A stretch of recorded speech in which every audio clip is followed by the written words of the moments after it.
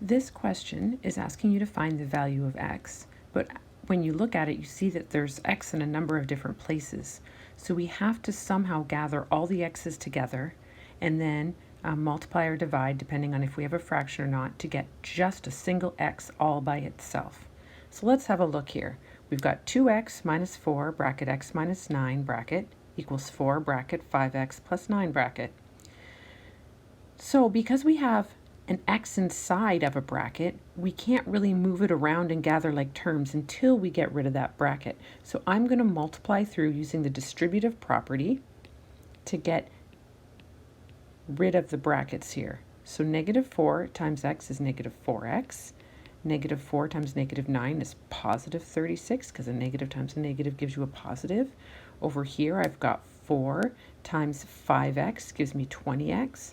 And 4 times 9 gives me 36. Again, I multiplied through using the distributive property here because I wanted to be able to get those x terms separate and out of the bracket so I can move them around.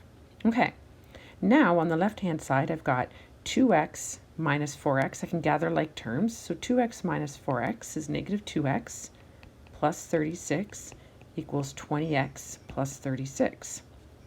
Now I want to get all my x's on one side and all my terms that are just numbers on the other side. So I'm going to add 2x to this side so that I end up with no x's or 0.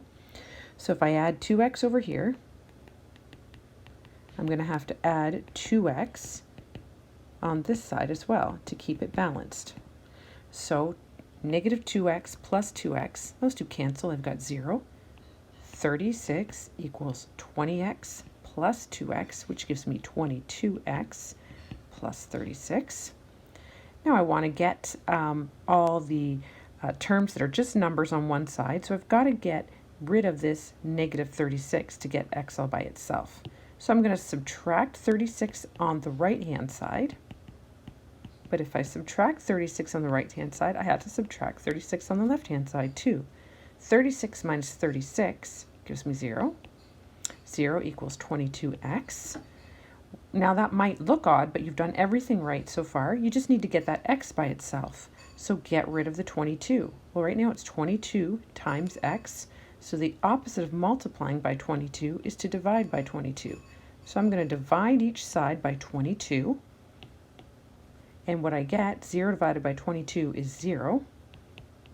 And so 0 equals 1x. And if you substitute that value back in here, you will indeed find that it is correct, that the two sides are equal. So x equals 0.